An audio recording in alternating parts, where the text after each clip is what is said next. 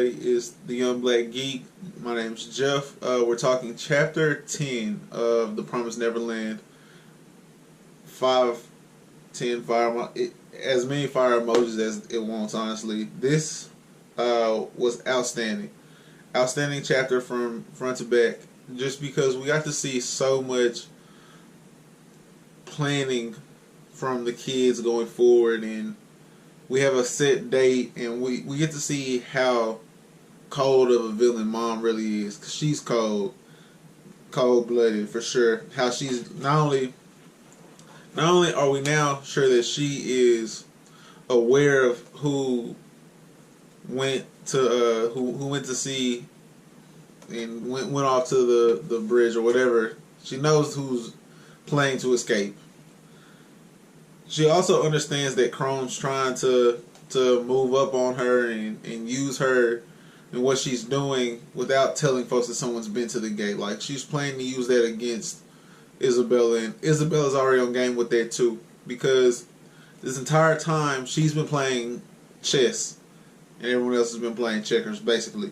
She's got an informant among the kids, which is the huge plot twist to this chapter, is that the only way she could be so confident and comfortable in understanding and not change her plans and try to go force out which two kids it is because she already knows who it is. That's crazy. And then to go from that to, man, this was just dope. This was just dope. I'm sorry I'm coming off so overwhelmed, man, but it was a lot of information to take in. Ray and Norman have decided that killing the adults is probably not the best option because they probably have trackers, which they at least have the marking, the food marking. They have the product serialization marking that all of them carry, and they have good reason to believe that there's also a tracking device on the caretaking, on the adults, because how else would they know? How else would the demons know, like, dang, what if this person had a change of heart on the plans and shipped out all the kids without us knowing? Like, they have to have some way of keeping tabs on what's going, because money can't be what's keeping them there, because they're doing wrong. Money can't sway everyone, and changes of heart happen in all people. So there has to be some other way of keeping them under thumb. And so the fact that Ray and Norman and Emma have such a strong deductive capability drives this series forward a lot for me. Their ability to put things together, and the Sheer Eye's ability to create not even confusion, but just general mystery, and leave you wanting more and wanting answers that also create more questions. Because now we know, like, why Mom's so calm, but who's the informant? Like, now we know that Mom is aware of what Chrome's other plans are, but now has she been humbled after losing a tag last chapter? Is she more humble? Is she understanding, like, all right, my kids ain't like what you're used to?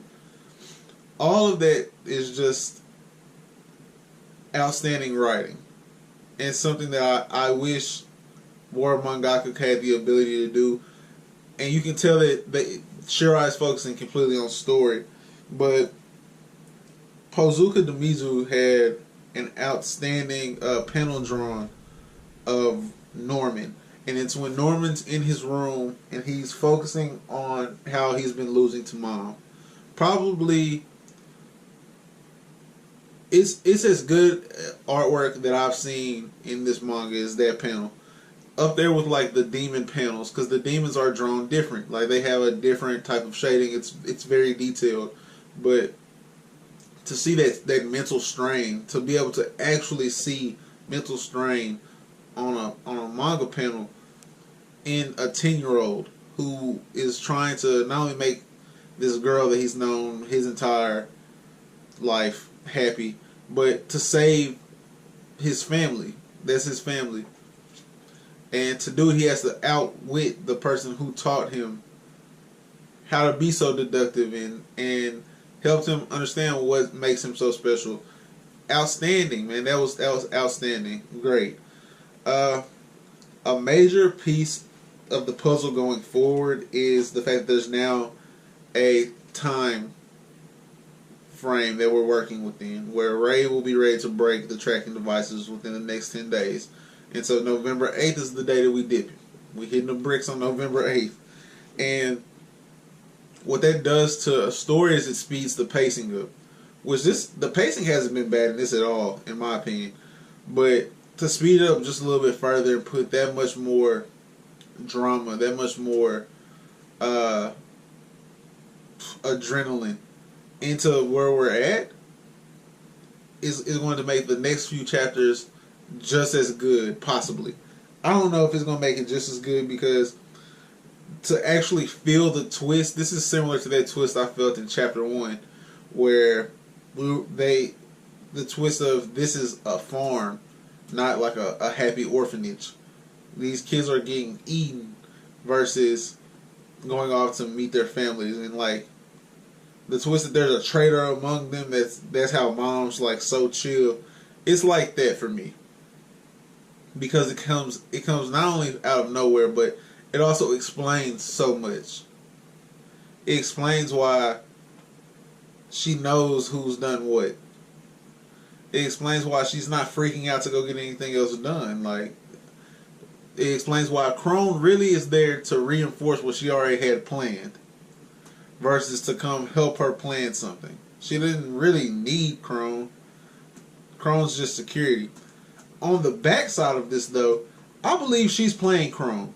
And I think that she opened up her eyes to what the kids can do to kind of take some attention off of herself to be able to escape with them. And I am going to stand by this until it's proven to not be true. I think Mom's riding out with them. I think Isabella's going to hit the bricks with them. And she's shown Crone their capabilities, and she's shown how intimidating she can be and how smart she is, and how she's got all these other plans going, and she's made the promise to make her a mother as well, and that will get that promise secured. You'll be a mother here. There will be no kids or me, because we're finna deuces. But all in all, man, outstanding chapter. One of my favorites. Definitely better than chapter 9 was for me. And chapter 9 was a good chapter, but this chapter was crazy for me. I loved it a lot. 5 fire emojis. If you like this video, please give this video a thumbs up.